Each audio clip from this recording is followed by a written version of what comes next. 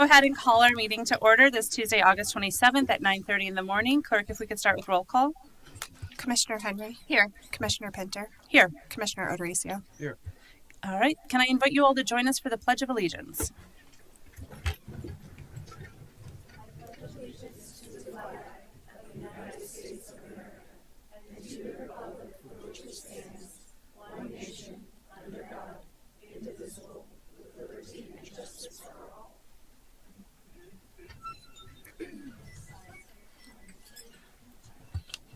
Thought we were like frozen or something for a minute there, Eva. I don't know what that ringtone is.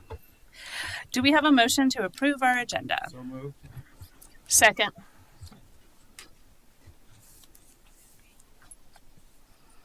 All right, that passes unanimously. We do have a few proclamations this morning. We're going to start with our Workforce Awareness Month.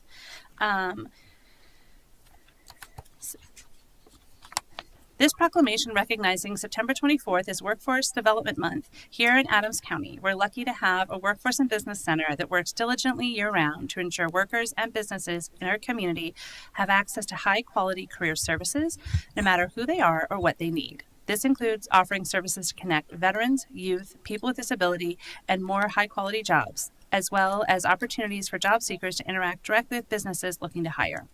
In addition, the Workforce and Business Center gives employers in our county a leg up by connecting them with the resources they need to thrive. This September and every month, we are proud to have dedicated employees who are working to make sure Adams County is a great place to live, work, learn, and play for all our residents and all of our community's workers. With that said, we do have formal proclamations. Let me read the formal proclamation.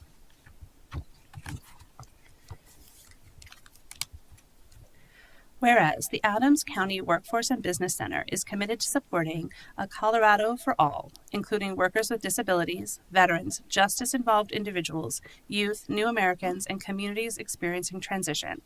And whereas globalization, market forces, demographic shifts, and technological advances are shaping our economy today and require workforce solutions that are agile and innovative. And whereas the workforce professionals within Adams County Workforce and Business Center are committed to supporting a thriving environment for workers and employers throughout the county. And whereas Adams County Workforce has access to wage replacement benefits during times of transition through no fault of their own, or during life-altering events that pull workers away from their jobs to care for themselves or loved ones.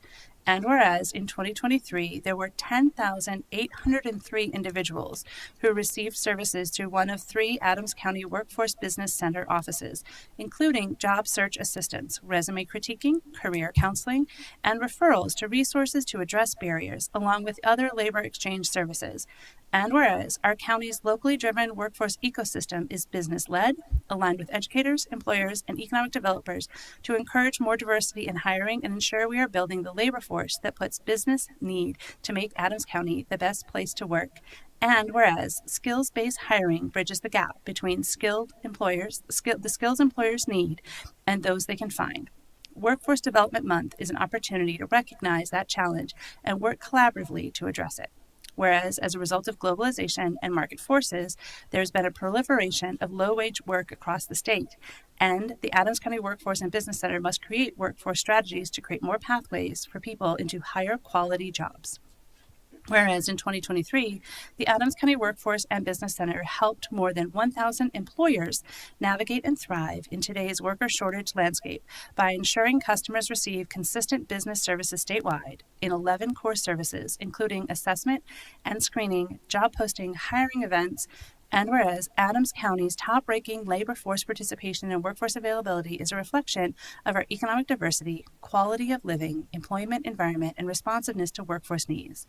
Now there be it resolved that the Board of County Commissioners, the County of Adams, the State of Colorado, proclaims September 2024 as Workforce Development Month, and this is signed by Eva J. Henry, Charles Chaz Tedesco, Emma Pinter, Steve Odorizio, and Lynn Baca. So I believe that we are fortunate to be joined by Jody Camerzell and some of her team from the Workforce Development Center. There's Jody. Come on down. And I believe it is Peter Brissett, chair of our board as well, joining to speak about the importance of the work you do and how you collaborate with community.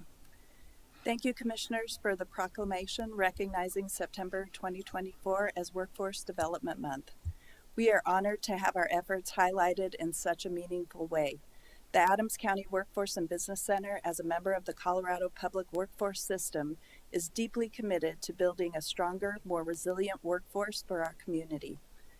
This proclamation not only recognizes the challenges we face, but also celebrates the innovative solutions we are implementing to support all workers, from veterans to youth to new Americans and those experiencing transitions.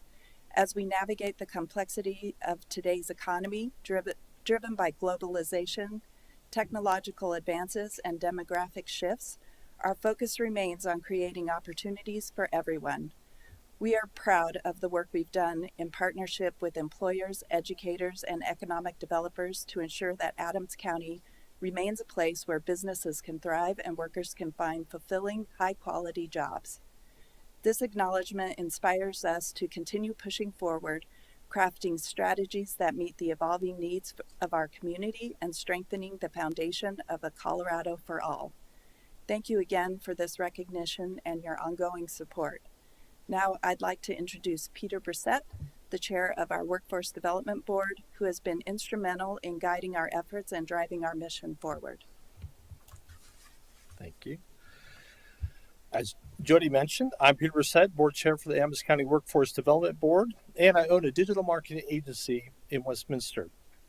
It's an honor to speak to you today as we recognize September as Workforce Development Month. Workforce development recognizes a couple of things. First, workforce development recognizes the need for the businesses in our community to thrive. While businesses are providing incredible value to the marketplace, their single greatest asset are the people that work in those businesses. What workforce development also recognizes is the dignity of work. There's great significance of a job to create dignity, opportunity, and provide long-term prosperity for individuals and families. The Workforce and Business Center is dedicated to delivering essential services for job seekers and employers to help them thrive in today's competitive economy. Our primary focus is on collaborating with employers to define job quality and creating work-based learning opportunities that enable job seekers to earn while they learn. By fostering these partnerships, we aim to enhance workforce development and support career growth for individuals and businesses alike. I had that opportunity myself with Adams County. In 1982, the summer before my freshman year at Adams City High School, I was hired into the Adams County Summer Youth Work Program. It was my first real job. I learned the dignity of work, of accepting responsibility, and learning the most basic skills of what it takes to work with others and get a job done. One such opportunity to learn was a task given to me when I was working with the custodial crew at the Adams City High School field house. There was a crew of people that had spent weeks stripping the varnish off the wood floors of the gymnasium and then revarnishing and polishing the floor until it shined. It looked amazing. The gym had long, flat wooden bleachers that were painted the dark green of Adams City High School's green and orange. My job was to take a can of paint and a paintbrush and do some touch-up painting of the bleachers. I think you might know where this is going.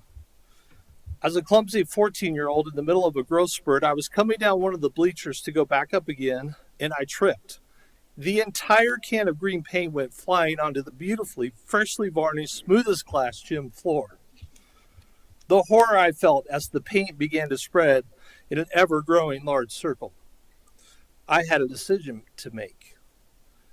Do I just walk out of there and never come back? Or do I go let my boss know what I just did? I opted to let my boss know what I did, and thankfully the janitorial crew was amazing and showed me how to clean up the mess in short order. I didn't get fired, but they did give me a hard time about that for a while. So many valuable lessons that I learned that summer that I keep with me today, and I use them as I lead my own business and even as I lead on the Workforce Development Board. For that, I am grateful, and I say thank you, Adams County, for providing me that opportunity. In September, Colorado celebrates Workforce Development Month in recognition of the critical role workforce development services play in supporting a thriving environment for workers and employers. Workforce centers provide no-cost services and resources to give job seekers and employers a competitive edge. Some of those services for businesses include things like assistance in the recruitment and hiring process, how to avoid and manage layoffs and separations, and resources for starting a business. For job seekers, there's things like career counseling, assistance improving digital resume and interviewing skills, connections to good jobs, training and educational opportunities, including apprenticeships and short-term certifications, and connections to a variety of resources, grants, and programs. The annual economic impact of the efforts of the public workforce system in Adams County was $26.6 million based on the most recent data. The return on investment was $7.65 for each dollar spent, and the annual median wage increase was more than $14,000 per participant. Statewide, Colorado's public workforce system had an annual economic impact of $334 million.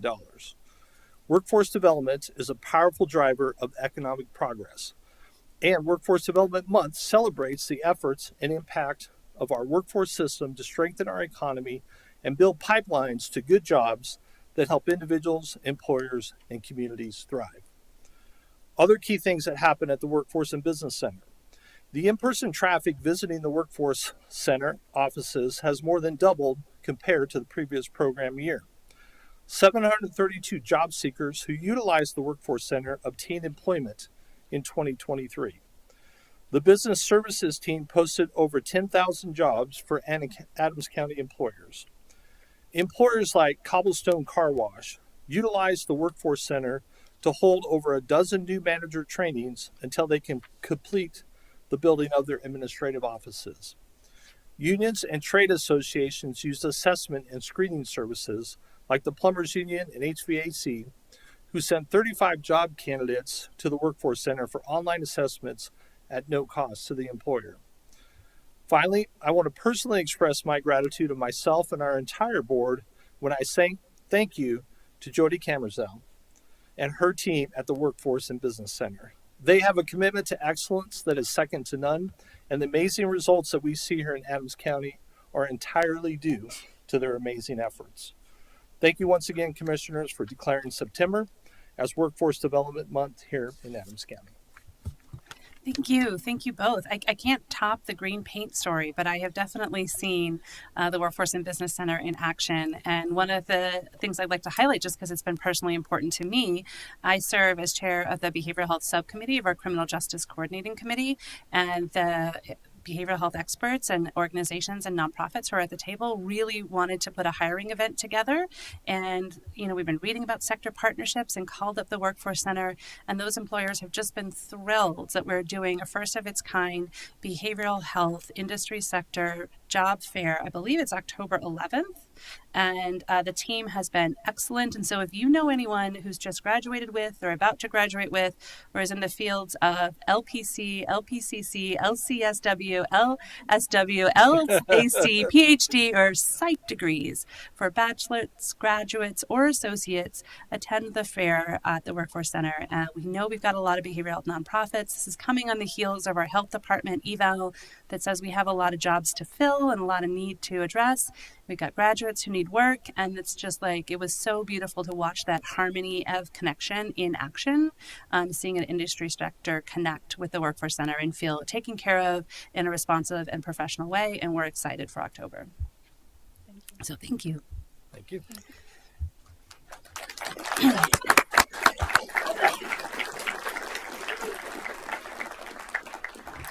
Just to be clear, I don't possess any of those degrees, but I admire and thank the people who are pursuing them and have them, and their great service to community. We also have the privilege this morning to do a number of other community enrichment proclamations, but we're going to come down. Actually, Jody, you went back up to your seat. We're supposed to come down and do a photo with you before we transition to our next round, and I'll invite my colleagues to go down for our photo and begin the awards ceremony.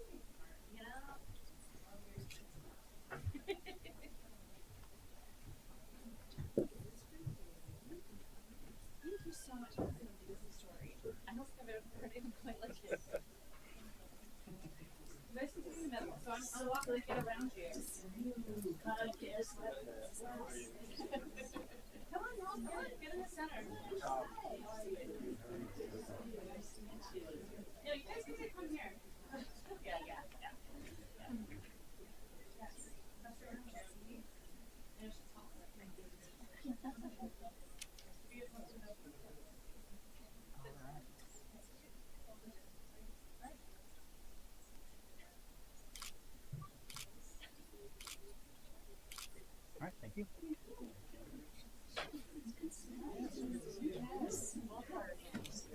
Yeah.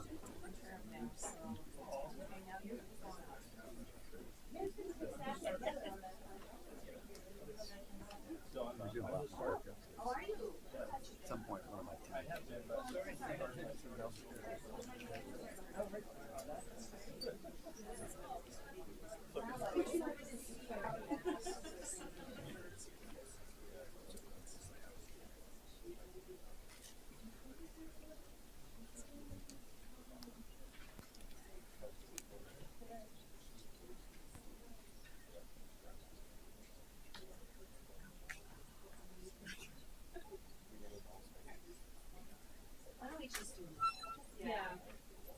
It's a little easier. All right, so I'm going to do the intro piece and then we can start us off. Okay, today we're also excited to be presenting awards to some outstanding programs in our community. I see many familiar faces in the audience, and we're excited to be honoring you. The purpose of these grants is to support programs that assist Adams County residents with their basic needs and to help them become self-sufficient. The Community Enrichment Grant Advisory Committee, which is comprised of Adams County residents, reviews the application, meets weekly in the spring, and makes recommendations to the Board of County Commissioners on the applications. I'll read the names of our committee members, and if you're here today, please stand. Oh, there you are. Hi, guys. I didn't see you behind Steve. Look, RJ Delaney. Yay! Frederick Alford, Ken Chancho, Jody Senk, Marty Sauce, Joanne Vanderack, and Abel Wormrist. Well, thank you for all of your work. This year, there were 80 applicants for $800,000 of funding. After thorough review, 31 awards were approved for funding. And so when we call your name, please come forward to receive your grant certificate. We'll take a photo with our board when we call your organization's name, and then please stay at the end for a large group photo of all the awardees. And we'll have Commissioner Henry do our first awards. But I'm going to say a few things first. This is one of the greatest programs I think that we have in Adams County. There's a lot of need in our county, and people come forward, organizations come forward a lot requesting money. And this is, basically government isn't in the business of nonprofits. The last thing we need is government to interfere with nonprofits. And it's always nice to be able to hand over finance assistance to those organizations that know what they're doing when it comes to serving our community. So it is just a great pleasure to be able to do this. And this will be my last time of being able to hand out, since I'm termed, of this grant, which I think we started when Commissioner Odoricio started on the board, is when we started this program. Yeah. No, I do not. Do not put me on boards. I'm good. I am really good. Yes. Okay, our first award goes to Precious Child. Please come on up. Precious Child is receiving a $50,000 grant to provide families with children who are struggling financially with resource navigation support, as well as essentials such as clothing, diapers, hygiene items, and school supplies and home goods. Congratulations, Precious Child. Are we pausing for photos at that? Are we pausing for photos, or are we doing it at the end? Oh, okay. Awesome. That works.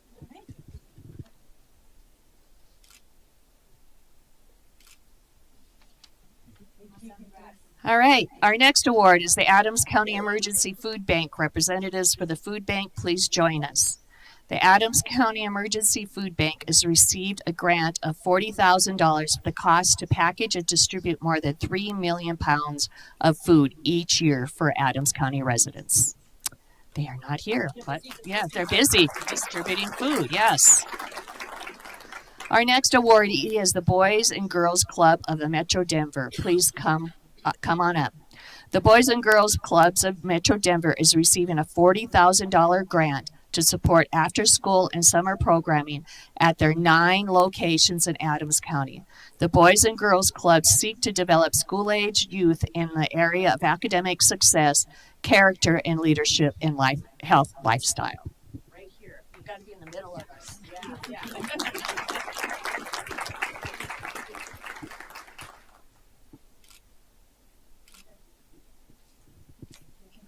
Congratulations.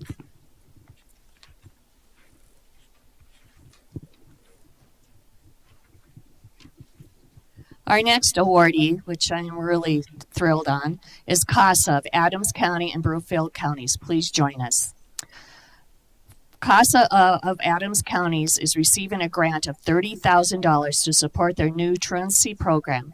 The funding will be used to screen and train advocates to support youth struggling with chronic absenteeism who finds themselves in truancy court. Congratulations.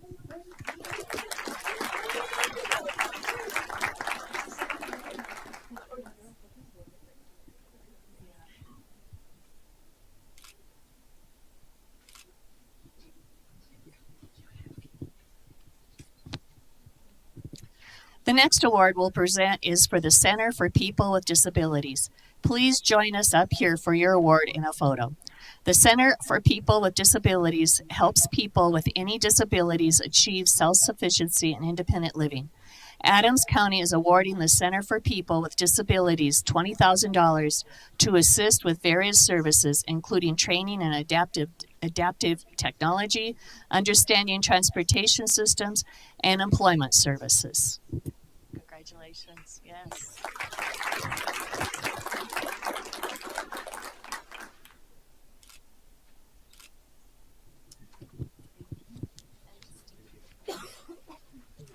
Now I hand it off to Commissioner, Odricio.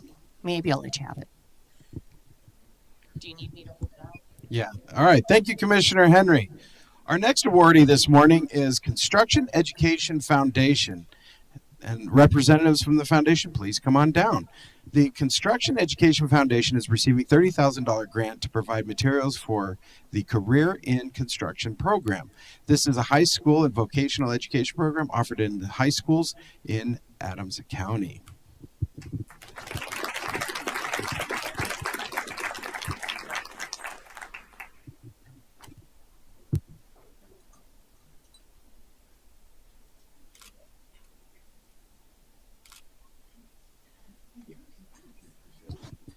Okay, I'll present the next award, which is Every Child Pediatrics. Please join us for a photo and your award.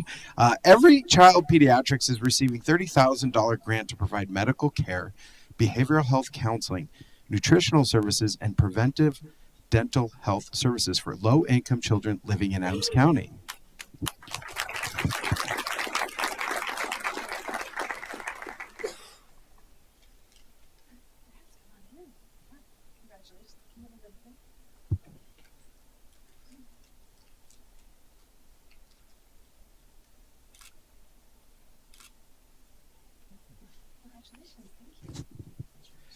Our next award goes to Family Tree. Family Tree representatives, come on down. Family Tree promotes safety, healing, and stability of children and families and prevention of abuse, violence, and homelessness. Family Tree is receiving a $30,000 grant to fund a nationally recognized program that is evidence-based training program for parents and caregivers on child safety, child health, and child development. Congratulations.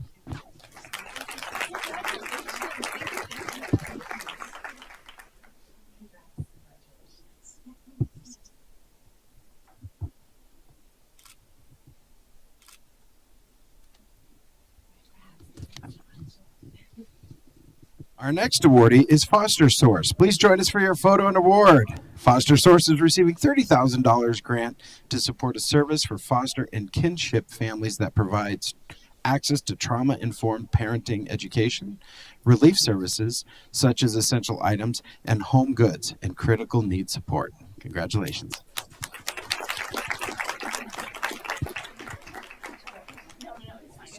I love it. Thanks for that. Oh, yeah. always use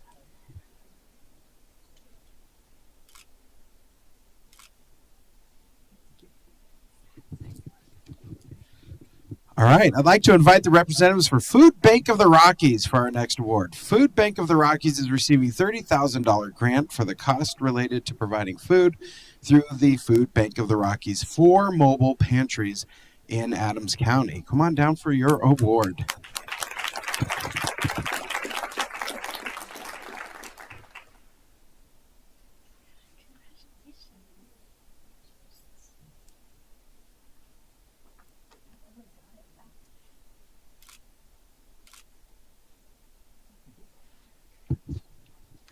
All right, back to Commissioner Pinter. All right, I'm honored to continue with our awards. The first up is Gateway Domestic Violence Services. They are receiving a $10,000 grant for the cost to operate, repair, and maintain their emergency shelter. Is Gateway Domestic Violence Services here? There you are. Congratulations.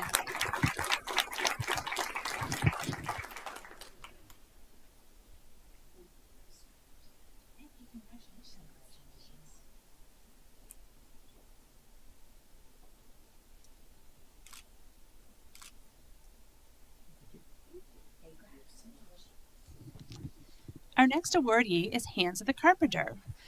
A representative of Hands of the Carpenter, please come down and join us. This organization is receiving $25,000 to provide automobile services for single parents. This service includes vehicle assessments, repairs, maintenance, and related car education. Thank you for your work.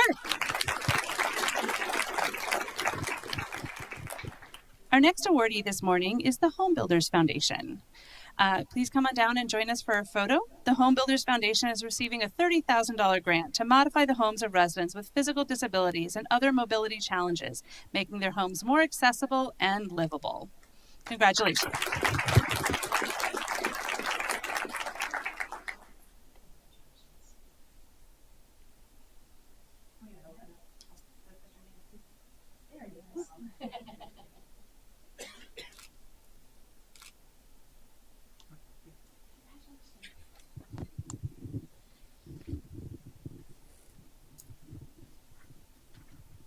For our next award, I'd like to invite representatives from Junior Achievement to join us. JA is receiving $30,000 grant to provide programs on financial literacy, as well as career discovery exploration for school-age youth.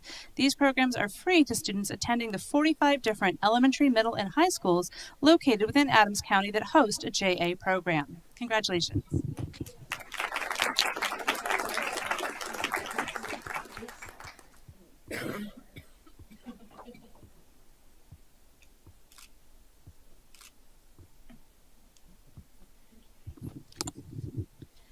Next, I'd like to present an award to Kids First Healthcare. Please come down and join us. Kids First Healthcare is receiving a $50,000 grant to provide pediatric primary care for children of the low-income families in Adams County. Their healthcare sites are located in schools as well as community-based offices. Congratulations, Kids First Healthcare.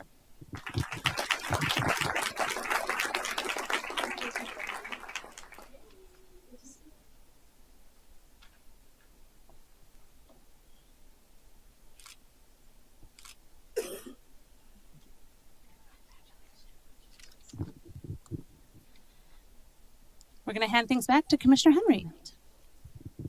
Thank you. All right, our next awardee is Kids in Need of Dentistry is awarded a grant for $40,000 for their work on eliminating dental disease for children.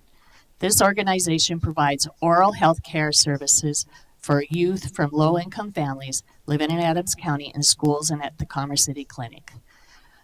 Well, congratulations. I'll present our next award to the Latina Safe House Initiative.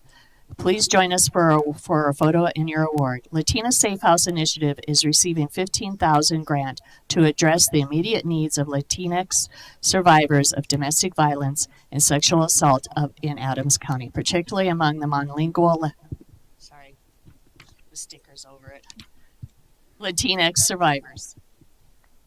Please come forward, or congratulations. Next, I'd like to present the awards to Little Giants Learning Center. Please join us. Little Giants Learning Center is receiving $10,000 grant to supplement child care tuition for low-income families who are struggling financially and do not meet the qualifications of others' child care assistant program. Congratulations.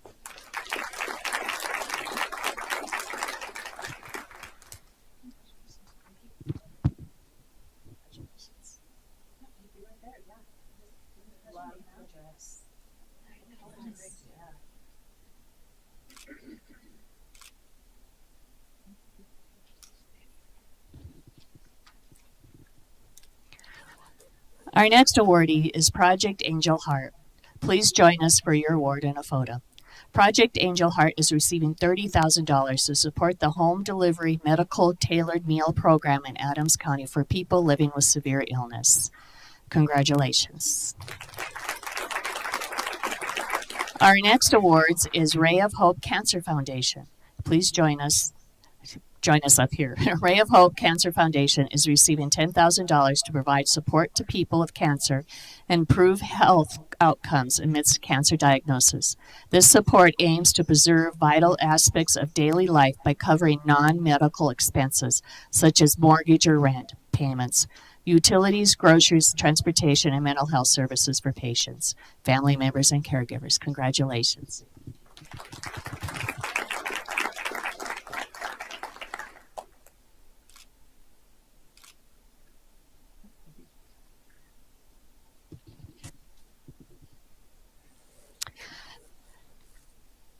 Next is Reach Out and Read. It's a collaborative effort between doctors and early childhood educators to improve the literacy of low-income families.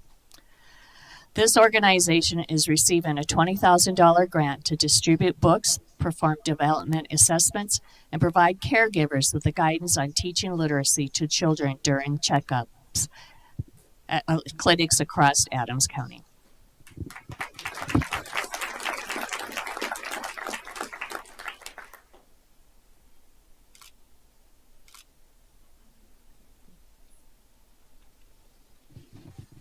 Now I'll hand it back to Commissioner O'Dorisio. Thank you. I'll present our next award to Reaching Hope. Reaching Hope is awarded a $10,000 grant to provide therapy sessions to Adams County residents and crime victims. The agency aims to achieve 95% of clients demonstrating improvement in safety and stability, family connection, and trauma symptom reduction following such treatment. Congratulations.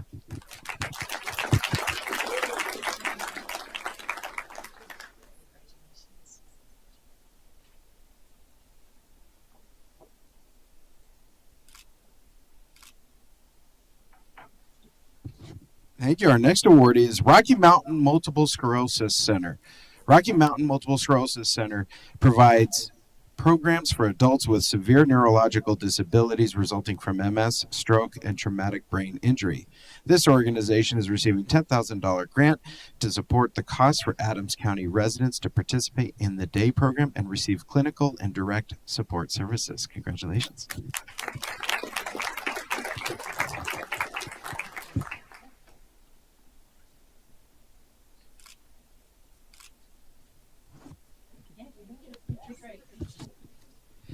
The next award is Save Our Youth. Save Our Youth will provide one-on-one mentoring for under-resourced teens during out-of-high-school time with a grant of $7,500. This mentoring is supplemented by targeted academic interventions and social and emotional supports intended to set youth on a path toward success. Congratulations.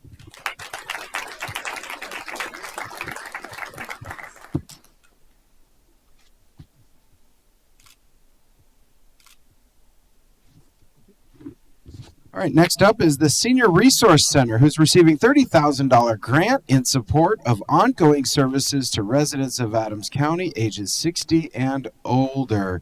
Please come on down to get your award. And thank you for your work.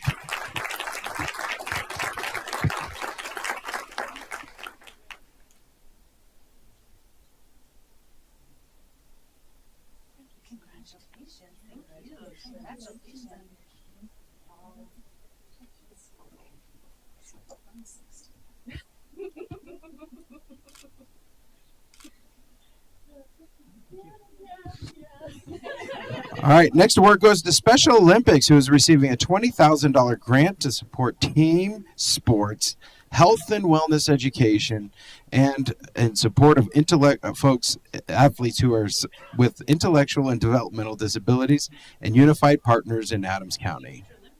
Yes.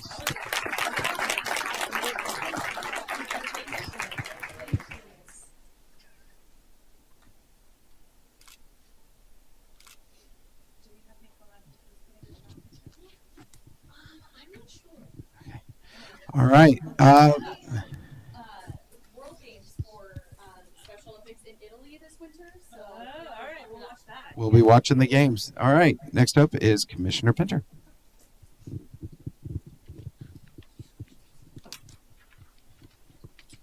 Yeah, if you can't get enough of Olympics, there's Paralympics going on and apparently World Games in Italy later on this year. So there's always some sport to watch. Next up with our awards is Colorado Center for the Blind. Representatives of the center, please join us for a photo and for your award.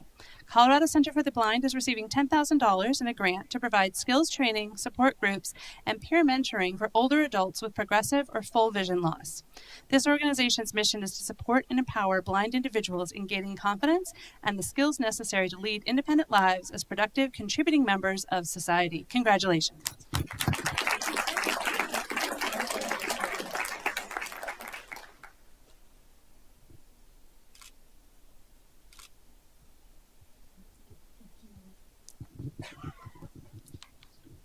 Our next awardee this morning is We Don't Waste.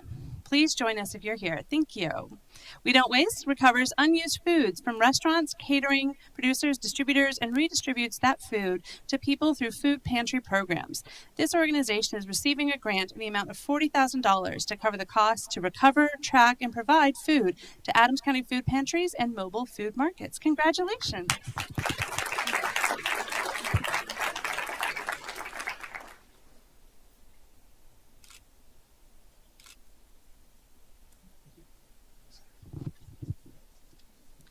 Next up is Westminster Public Schools. Please come down and join us. Westminster Public Schools Foundation is receiving a $30,000 grant to provide financial support for basic living and health needs to low-income students and their families experiencing financial hardships. Congratulations, Westminster Public Schools Foundation.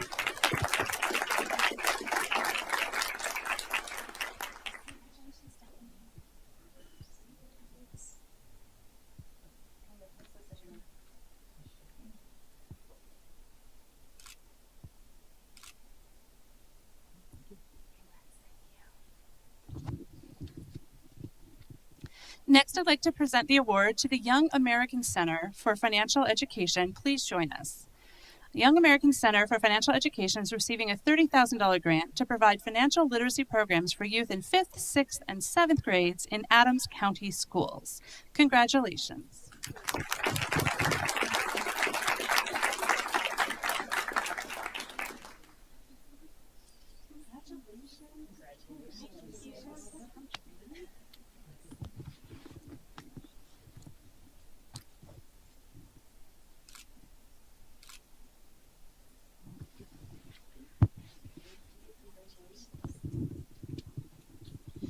And last but not least, YMCA of Northern Colorado, please join us for a photo and to receive your award. YMCA of Northern Colorado is receiving $12,500 grant to fund transportation to camp gear and equipment and subsidies for camp costs for under-resourced Adams County children and youth attending the YMCA overnight camp in Bailey, Colorado. They're off providing camp programs right now, I assume. So congratulations to YMCA of Northern Colorado. Once again, congratulations to all our attendees. This is the moment where if you've received an award, please come down with your staff or volunteers or whoever received the award with you, and will join us for a big group photo of all the awardees.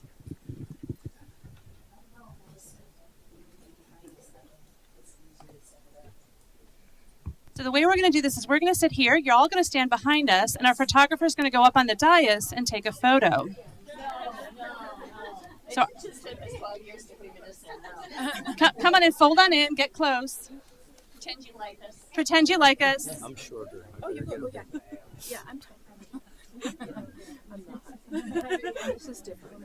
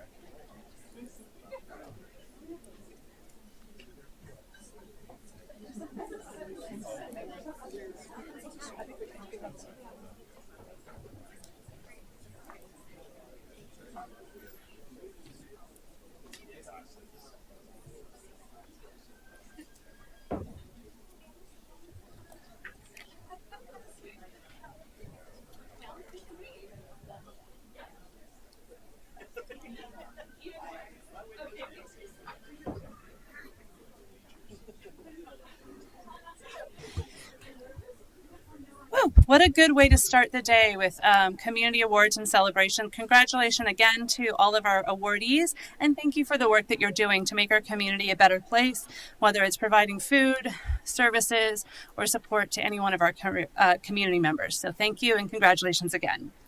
Now is when we turn over for public comment. The clerk has kept a record of people who have signed up in advance, so if you signed up, this is your moment. Come on down, introduce yourself, and give your name and address. You'll have 3 minutes. So clerk, who is our first person? Chair, we do have 6 people signed up today regarding elections. The first person is Karen Talentine, Great. and then they did provide this for you. All right, as well. so we'll have the county attorney distribute the materials. Come on down, introduce yourself, name and address, and you'll have 3 minutes. Should I go ahead? Yeah, just go right ahead. Okay. My name is Karen Talentire. I live in Arapahoe County, 5356 South Crocker, and I have been a resident of Colorado for 30 years. I'm a volunteer with United Sovereign Americans, not a spokesperson. United Sovereign Americans is a nationwide organization with thousands of active volunteers in over 20 states. Today, I come to you as a concerned citizen, sharing alarming information about our state's voter database, uncovered through thousands of hours of research conducted by our highly qualified and credentialed data team. While the numbers are staggering and somewhat difficult to comprehend, one thing is clear: they don't add up. Just like your checkbook must balance, so must our votes. If you had 10,000 fewer dollars in your bank account than you had deposited, you would certainly want to know what happened. And if a company had that significant a discrepancy in its books, the company would most certainly conduct an audit. In fact, yearly audits are required by law for all public companies. Our audit of the 2022 election, using only official data provided by state elections officials, shows that the 2022 election may not have been accurate or legally compliant. We are not saying one candidate won over another or that any election should be overturned. The state's official data from a certified election shows that the votes as counted were not all valid and accurate under the law. This morning, we will present you with a resolution demanding an end to the inaccuracy and uncertainty plaguing our elections, along with a summary of our findings and the laws that apply.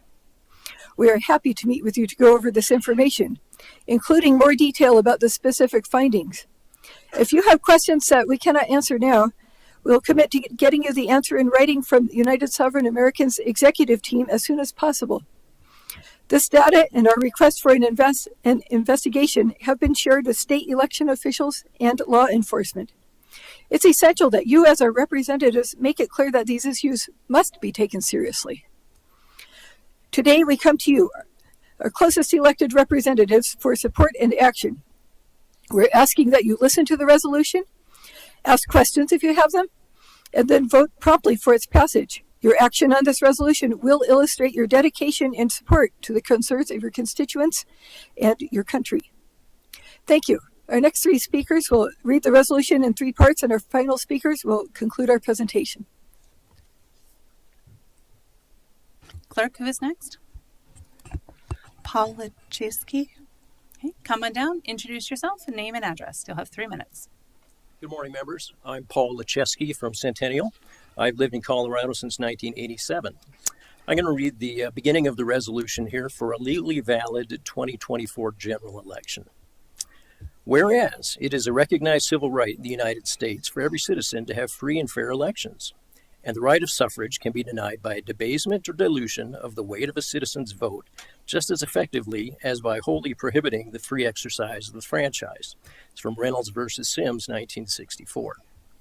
Whereas it is the duty of our election officials to guarantee our elections are accurate and free from distortion or manipulation. Congress seeks to guard the election of members of Congress against any possible unfairness by compelling everyone concerned in holding the election to a strict and scrupulous observance of every duty devolved upon him while so engaged.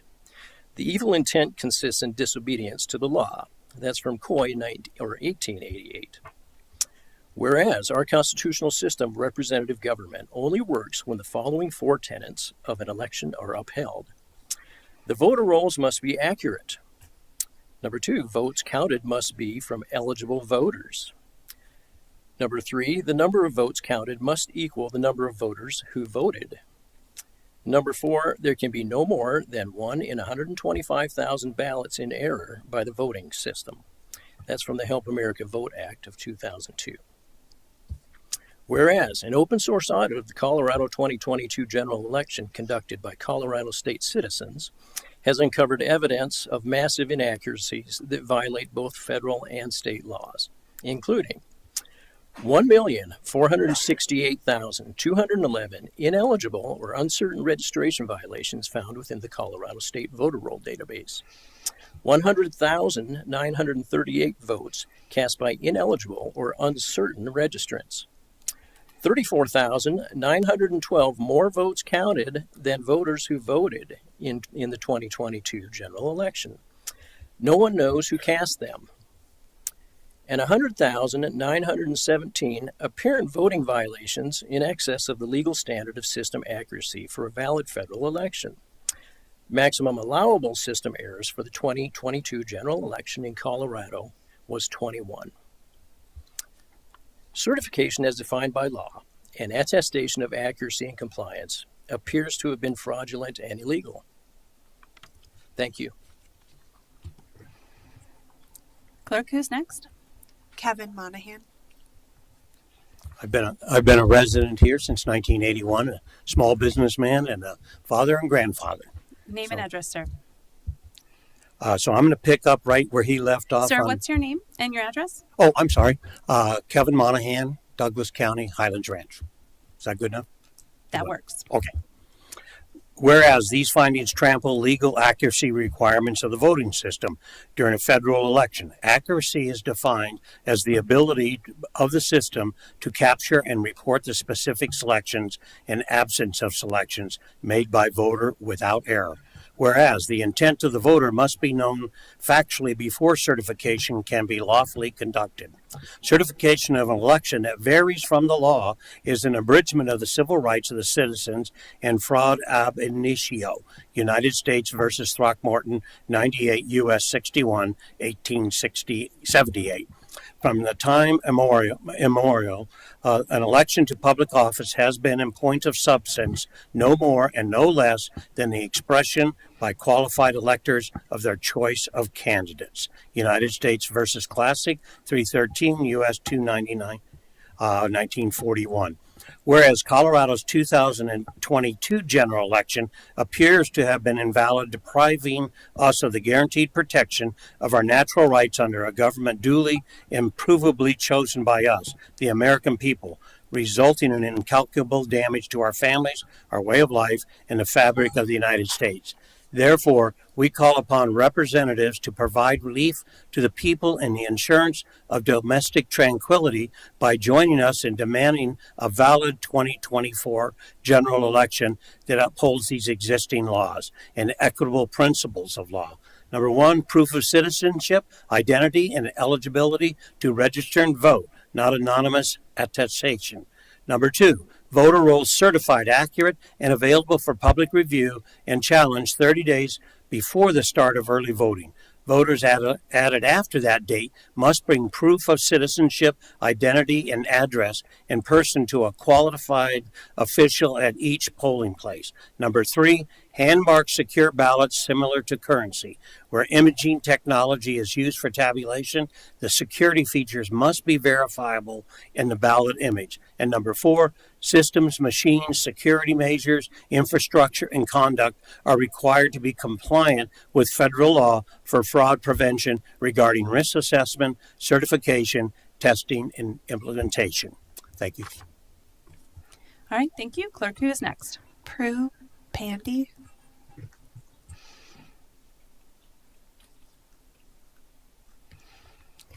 My name is Prudence Pandey. I live at 1110 South Chester Street in Denver, and I have been living in Colorado for 35 years. I am a volunteer with United Sovereign Americans, and I'm going to continue reading the resolution. Number 5, adjudication must be signed off by party, candidate, and trained citizen witnesses after being given full and effective observation rights. Candidates and trained citizens must be allowed immediate access to ballots, ballot images, and CVRs. 6, ballots, regardless of entry source, election operations, and systems, must maintain end-to-end chain of custody from voter to vote count to final canvass, including auditability and witness transfer with paper records. 7, an NIST-compliant, randomized, statistically valid end-to-end audit with a 95% confidence level of all elections pursuant to the 14th Amendment, Section 2, must be performed. These audits are to be conducted by qualified, insured, and bonded security, forensics, or financial auditors, not personnel from within the election system. Reconciliation will include the vote count, real physical ballots, adjudication, CVRs, ballot count, qualified voter count, custody transfer, and all other paper and electronic systems, including logs. 8, if the total of all unique variances is above more than 10% of the margin of victory, a new election must be held in the state for those candidates affected, unless the issues can be provably corrected by a manual hand count and a full review of records. 9, waiver of requirements is not allowed. Only end-to-end system compliance, from registration through certification, can guarantee the intent of the people is accurately recorded. Thank you. Thank you. Clerk, who's next? Jamie West. Come on down, introduce yourself, name and address. You'll have 3 minutes. My name is Jamie West. I live in Centennial, Arapahoe County, and I've been a resident of Colorado for 35 years. You have, and I'm also a volunteer and not an official spokesman with United Sovereign Americans. You just heard a powerfully written resolution outlining massive inaccuracies in our 2022 election, from registration through certification. In it, you heard us ask for meaningful remedies that will proactively protect the validity of the 2024 general election for all Americans. In fact, the resolution cited many U.S. Supreme Court precedents that support the need for such actions. Laws are being ignored. Bottom line, the checkbook is not balancing and we need certainty. The voting system, which controls our most vitally important right, the right to choose our representatives, is not producing an accurate, trustworthy result. Do you think these anomalies within our election system, a system which is part of our national security infrastructure, should continue to be ignored? How much is it costing us not to fix the problem? How much is it costing our GDP, our military, our foreign policy, our health, the self-esteem of our children and young people, and how much is it costing our dignity continue to keep fighting each other?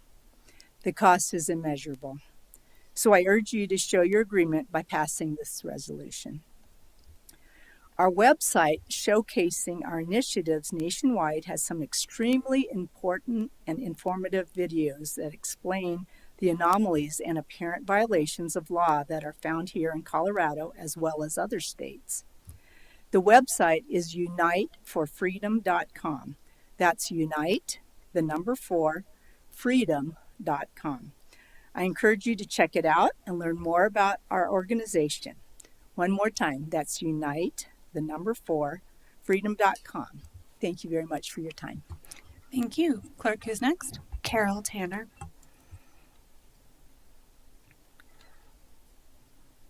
Carol, come on down, introduce yourself, name and address. You'll have 3 minutes. Good morning. I'm Carol Tanner. I'm a resident of Aurora, Colorado in Arapahoe County, and I've been a resident of Colorado for 27 years.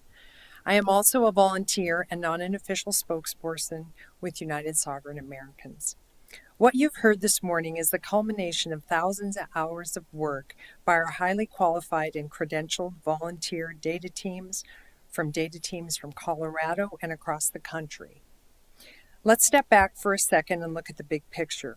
Large numbers of Americans, including many right here in Colorado, have questions about the trustworthiness of our elections. I think we can all agree that we wish this was not the case, but official data shows these concerns are valid, and the law says resolving them is essential in securing our liberty. At the same time, government representatives at all levels are not being transparent or responsive to what our citizens' audits have found. Our right to choose our representatives in legally valid and transparent elections is the foundation upon which our constitutional republic was established. That right has been bravely protected over the past 2.5 centuries by the sacrifices of our brothers, our fathers, our mothers, and our sisters. You on this board today have a chance to show everyone who defended American liberty and the citizens you represent that you value it also by passing this resolution demanding a valid general election in 2024. We appreciate your time this morning and thank you. And if you have any other questions, we'd be happy to get on your agenda or redirect you to that website, unitedforfreedom.com.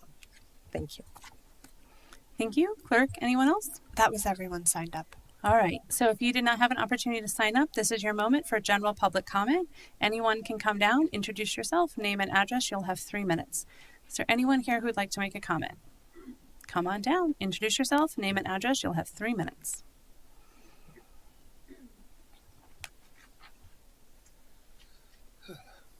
My name's Ken Ramirez, 13080 Piccadilly Road. I first want to thank these people for coming out to honor our election, to look for a stronger government. I hope you take their words seriously, and I'm sure you will. On that note, last week, Robert F. Kennedy had a speech where he talked about children being poisoned, being used by big pharma, big government, big agricultural, and that they're making them sick, And he said something to the effect, and if you haven't seen the speech, I encourage everybody to listen to it because it was pretty good. He said that there's a unifying theme that we can love our children more than we hate each other. And I think that us as Americans should pull back on the hatred. I mean, the idea that a president was almost assassinated because there's so much anger. I am encouraged to see that some Democrats and some Republicans are starting to look at each other in a better light.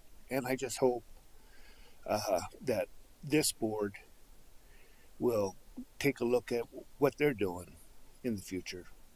And please do take the encouragement of what these people were saying about the election, because it is important to have our government run efficiently. Thank you. All right, thank you. Anyone else? Last call for public comment. All right, that concludes public comment. I would return to elected official comments. I have a remark unless one of my colleagues has something to say. All right, thank you so much. It's always good to hear from members of the public. Just a little bit of a fact check. People are allowed to say whatever they want during their 3 minutes of public comment. They have no obligation to be honest, thorough, or truthful. They can say whatever they want and whatever on their heart. If you are interested in being an election watcher, we have election watcher forms available on the Adams County election page, adamscountycoelections.gov, as well as reference on the Secretary of State's page, as most of the comments today were not from Adams County residents. Our elections are audited. They're audited in every single county by a canvass board that's bipartisan. There is a Democratic appointee and a Republican appointee. I had the privilege a number of years ago to serve on the canvass board with my Republican colleague, and we worked with manually counting and auditing all ballots submitted and by random selection, as well as observing the entire process. And all of our ballots are reviewed by bipartisan teams all the way through the process.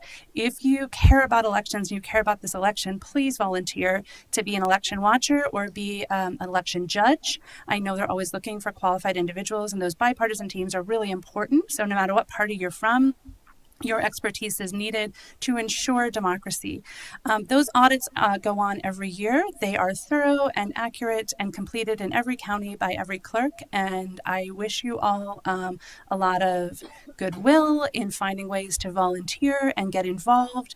And if you have any questions, you can certainly go to that Adams County Elections website and learn more about the process of becoming an election judge or an election watcher. I'm really grateful that we have such a thorough and complex and double verified system of elections here in Colorado. Really proud of the work that's done and really proud of this election team who work diligently despite many threats against their personal safety. So thank you to all the election workers who have volunteered their time to do the work to ensure our elections are accurate and thorough and timely. We do have a full agenda this morning. Is there a motion from my colleagues on the consent calendar? Move to approve.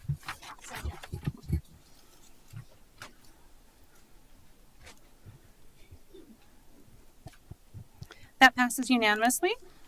And we do have some matters beginning with new business with the county manager. I turn it to you, County Manager Bernal. Good morning, Commissioners. We do have one item for you.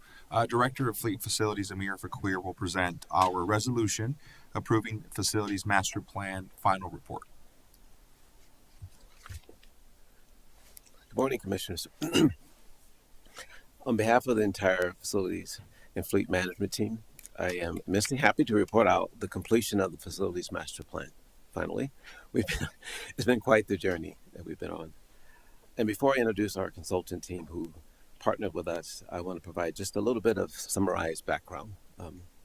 In December of 2022, Facilities and Fleet Management engaged architectural services from the Gensler team to complete a facilities master plan. For the county's real estate portfolio, this FMP, as we commonly know, or facilities master plan, is a strategic and comprehensive approach to managing the county's physical assets. It involved assessing the current condition, the capacity and utilization of current facilities, identifying the future goals and needs of the departments and agencies that we serve. It also involved developing a plan to align the facilities with the mission and vision of the county over the next 20 years.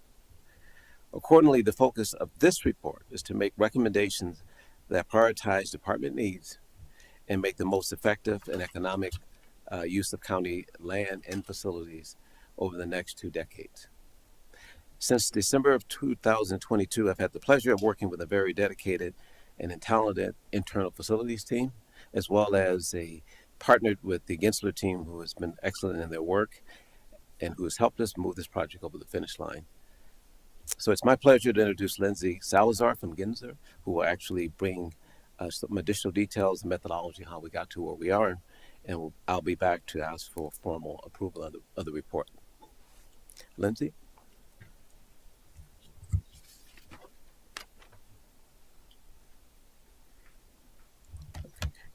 Good morning, Commissioners. I'm excited to be in front of you today, as today marks a milestone for this project. We were tasked with working with the county to develop a facility master plan. This facility master plan was intended to outline a modern and strategic approach for the county to identify and work towards space needs over the next 20 years. This facility master plan maps out future construction projects, a timeline for these projects, and a budgetary and preliminary budgets for each of these projects. Throughout the course of this project, Gensler has worked hand in hand with the county to truly understand what your space needs are. We had the pleasure of meeting with every department leaders, as well as elected officials to truly understand who they are, how they work, and what their vision for the future is. In addition to responding to departmental needs, we also provided facility conditions assessments of the majority of your county-owned assets. These reports outlined infrastructure needs that will have to be considered for any buildings that are intended to be maintained throughout the course of the next 20 years. This plan responds to growth that the county is expected to see over the course of the next 20 years. As your population grows, Adams County is one of the fastest growing counties in Colorado. As your community grows, the workforce here will also be expanding in order to meet the demand and needs of your community. This plan aims to optimize the workplace for your workforce in order to set them up for success within the county and how they're connecting to the community. It aims to enhance the client experience by understanding and expanding services and where the county is located in order to best respond to the demand within the community. Collectively, the plan aims to promote innovation within the county by offering the correct and responsive spaces for the workforce to do the best work that they can do and connect to the community. This plan is a series of recommendations and is a guide that is intended to be a living and evolving document. We have enjoyed being a part of this journey with Adams County and look forward to seeing this plan move forward into implementation over the course of the next 20 years. With that, I'll turn it back over to Amir.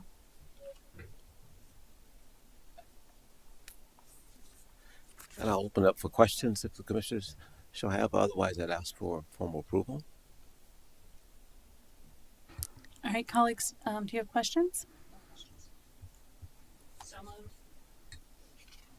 I second that. Second that, and great work. Thank you. Wait, one question. Sure. All the other elected officials have been engaged in this, right? That's correct. That's the thing. Okay. Thank you very much. Absolutely. You're welcome. All right, that passes unanimously. Thank you, Amir. What else do we have, Noah? We're good. And County Attorney. No business this morning, thank you. All right, thank you. We do have one land use matter, PRC 2023-00013 Oak Ridge at 64th. You guys need a few minutes to set up. Let's take a 5-minute recess and we will reconvene at 10:45.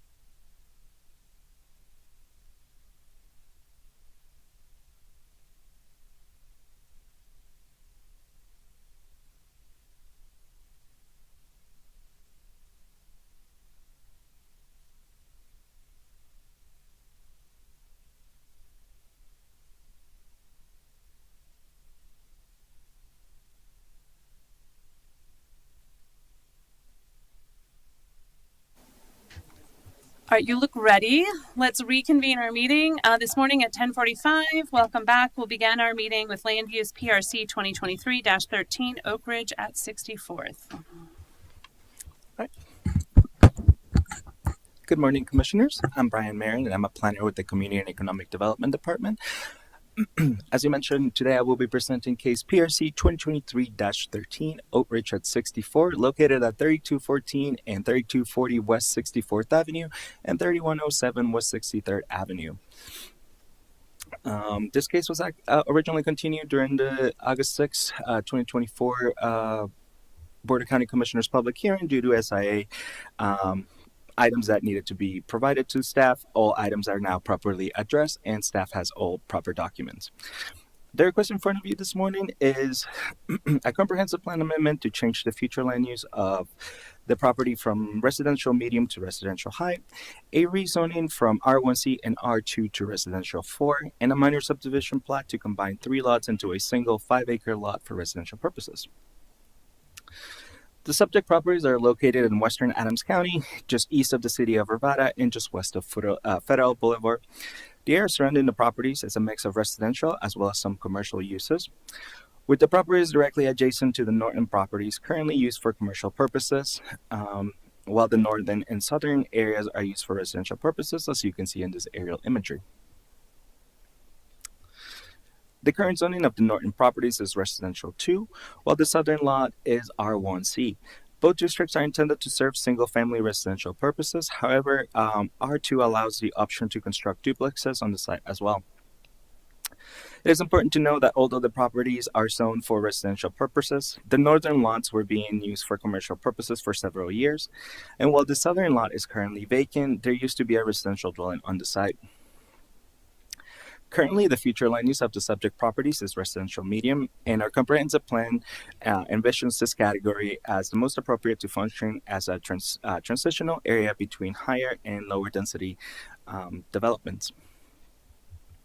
As we can see from the site photos, the areas surrounding the properties are fully developed and mostly followed residential useless. However, there are commercial businesses adjacent to the northern property, as I stated before. Now, the southern lot, as you can see, is vacant, but it used to have a dwelling unit that was part of the overall neighborhood. Now, to better understand the request of this case, it's best to provide an overview of what the applicant is looking to accomplish. The applicant would like to redevelop the site to create a new multifamily development consisting of 168 units that will be distributed among 4 buildings that will have a height of 35 feet each. Each unit will be rented at market rate, and the applicant intends to provide amenities in the form of a clubhouse and open space areas that will be activated via different events throughout the year. Additionally, the applicant intends to create an additional trail that will run along the property boundary of the site while creating a connection to the property and the southern neighborhood. There will be no vehicle access from the southern lot into the rest of the site.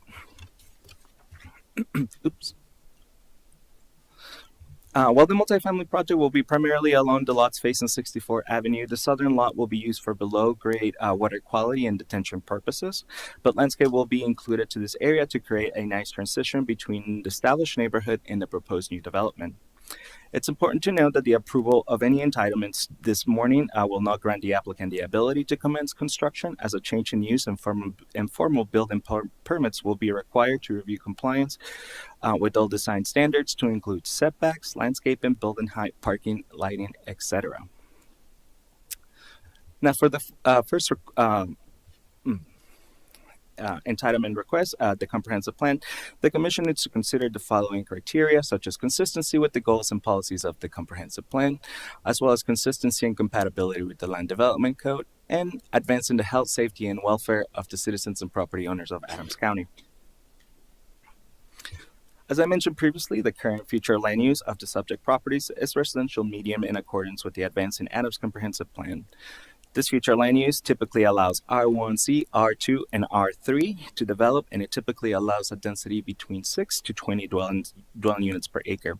The applicant is proposing to amend the comprehensive plan to residential high, which in addition to allowing R3 developments, it also allows R4 development to take place, providing a level of density that typically allows between 15 and 35 dwelling units per acre. The applicant has shown through their application that the proposed amendment will be supported by the goals and policies of the Advancing Adams Comprehensive Plan, such as encouraging greater density and mix of housing options along areas that are close to transit and services. The proximity to Federal Boulevard provides direct access to public transit, as there are 2 RTD bus stations at Federal and 64th Avenue that are about 900 feet from the subject property. They are located on each side of Federal Boulevard and serve northern and southern routes. According to RTD, each bus stop serves main routes daily, with major stops at the Westminster Station on the north, which connects to the B Line rail system, and Clear Creek Station to the south, which connects to the G Line light rail system. Additionally, while currently not in place, CDOT is in the beginning stages of designing and incorporating bus rapid transit along Federal Boulevard, with full implementation scheduled for 2030. This will greatly improve access to fast public transit to future residents of the area, and furthermore, the subject properties are near Low Boulevard Trail, which currently provides safe pedestrian and bike traffic around the neighborhood. Additionally, the amendment will be consistent and compatible with the land use of the surrounding area, as the subject properties are already allowed under the residential medium designation to have multifamily developments on site, but now it will be redeveloped with the additional density, and this will enhance the ability of residents of Adams County to choose housing options within major transit corridors. Now, the second entitlement request, rezoning, the Commission needs to consider the following criteria: consistency with the comprehensive plan as well as the land development code, compliance with the zone district standards, and compatibility and harmony with the surrounding areas. So the proposed rezoning, as I stated before, will change the zoning of the 3 properties from R1C and R2 to R4. This rezoning will meet compliance with the development standards to include lot size and width, as well as setbacks, as you can see on the screen. So this rezoning will also be compatible with the surrounding area, as there are a few multifamily developments within a half mile of the subject properties that have similar density as the one requested by the applicant, and those developments and their corresponding density can be seen in green. Furthermore, the proposed rezoning and subsequent redevelopment of the site to multifamily will formally remove the commercial uses that were once on the site, making the overall development more compatible with the surrounding neighborhood. This will help reduce commercial traffic from going through the residential neighborhood as well. Now, for the final entitlement request is the minor subdivision final plat, and the Commission needs to consider the following criteria of approval: conformance with the subdivision standards, sufficient water supply, consistency with the comprehensive plan and any available area plan, adequate public facilities and infrastructure, compatibility with the surrounding area, as well as making sure that the plat is not detrimental to the health, safety, and welfare of the inhabitants of the area and the county. In addition to reviewing the plat against the criteria of approval, staff also reviewed the plat against the residential 4 zoning standards to review compliance with the acreage of the site and width. Both requirements are being met by this proposed plat. Additionally, the plat provided by the applicant has shown that it meets conformance with all subdivision standards to include drainage. Through our in-house engineering review, water availability. The applicant has provided a letter from the Crestview Water and Sanitation District, which currently provides water services to the area and will provide water at the time of the new development. Moreover, there are no topographical conditions that make the proposed subdivision hazardous to a surrounding area, and the plat is compatible with the surrounding area and harmonious with the character of the neighborhood.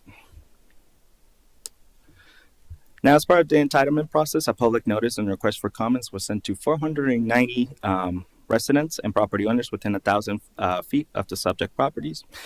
2 public comments in opposition were provided to staff. One of the comments stated opposition to the request, as the proposed development will change the character of the neighborhood, and the other comment stated opposition based on the increase in traffic that the site will generate. None of the referral agencies had concerns regarding this potential entitlement approval. Now, given the current conditions of the site, as well as the proposed site plan for the site, staff has been able to determine that the proposal is consistent with the goals and policies of the comprehensive plan. It complies with the zoning district standards and is consistent with the purposes of the land development code. There are adequate public facilities and infrastructures to support the proposed development, and the proposal is compatible and harmonious with the surrounding area. Additionally, the Planning Commission did hear this case on July 11. No members of the public attended the hearing, and the Planning Commission had no concerns with the proposal and voted to recommend approval 7-0. Therefore, staff recommends approval of case PRC 2023-00013, which includes the entitlements comprehensive plan, rezoning, minor subdivision plat, and subdivision improvement agreement, with 18 findings of fact and 1 no. Here are the finding of facts for each corresponding entitlement, as well as the note from the applicant. With that, I complete my presentation, but I'm happy to answer any questions. Thank you. Thank you. Colleagues, do we have any questions for staff? No questions for staff. Thank you for your thorough presentation and for the packet you provided us previously. This is the moment for the applicant to come down. You're invited to come down, introduce yourself. If you have a presentation, this is your time.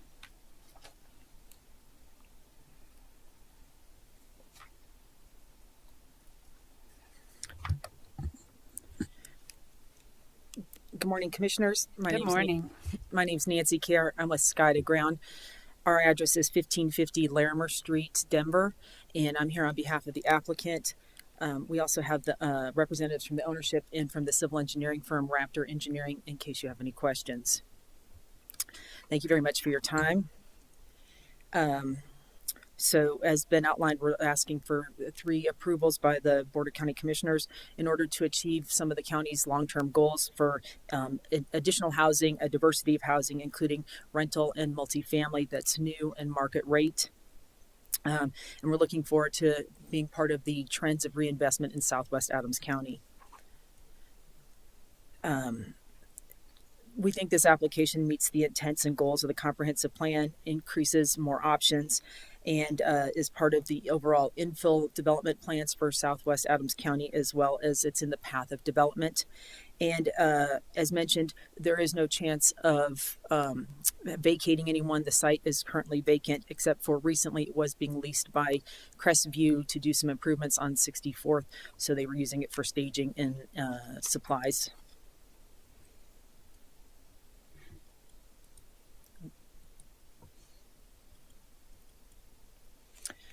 We're fortunate that there's existing community amenities in the area that will service the community. So it's, as mentioned, it's in between 2 transit stations, both the Westminster Station and the Clear Creek, as well as substantial bus services for transportation on Federal. And there's numerous parks and recreational facilities, as well as public schools. In terms of community engagement, we've done a substantial amount. In addition to the required community meeting, I went door to door to a number of homes and engaged directly with homeowners and residents to ask what their concerns are, what their issues are, answer any questions.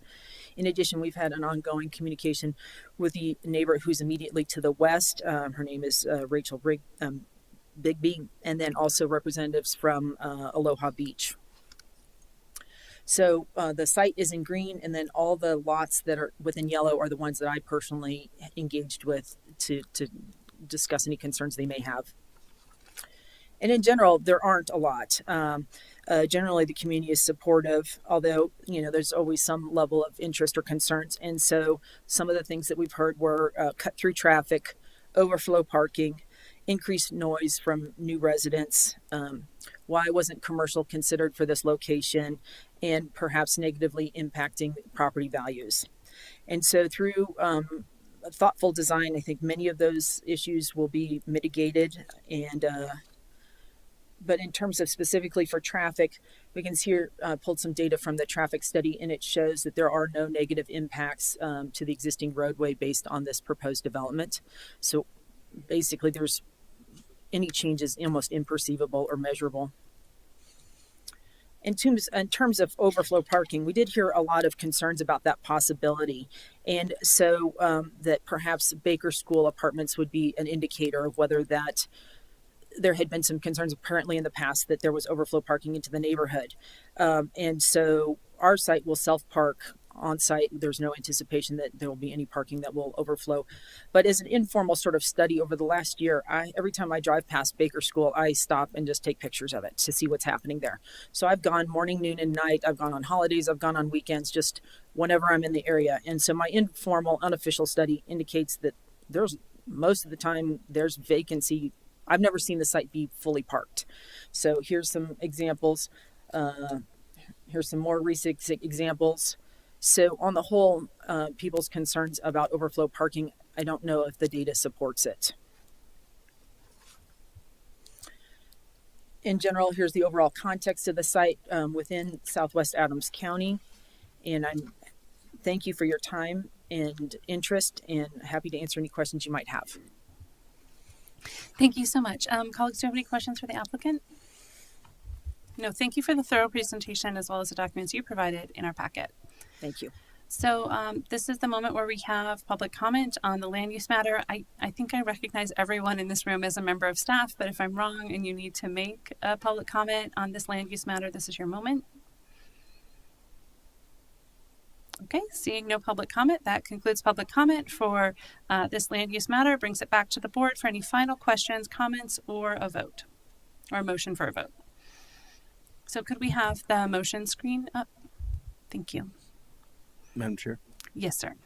So looking at the packet here and the information provided both in the packet as well as what was presented here, I feel comfortable to move forward with this. I understand that there's always going to be some concerns with parking, traffic, and noise, but I do believe that the area where this is being proposed is ripe for housing, and in particular some more density.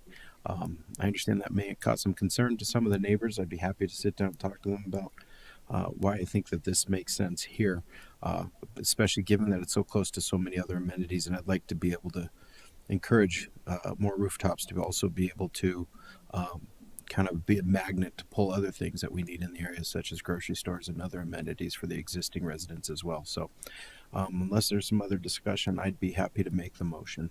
I'm going to look down to see if there's any other discussion. Seeing none, I move to approve the comprehensive plan, rezoning, minor subdivision, final plat, subdivision improvements agreement, PRC 2022-23, PRC 2023-00013 with 18 findings of fact and 1 note. Did you push the move button? No. I'm doing it now. Okay. Second. Thank you. Maybe we'll finally get BRT on federal. So yay. We believe. We used to have a trolley on federal back in the day. Once upon a time, there was transit on federal. That passes unanimously as well. Thank you so much for your presentations. Congratulations. And I believe that concludes both our land use hearing and our public hearing. Thank you.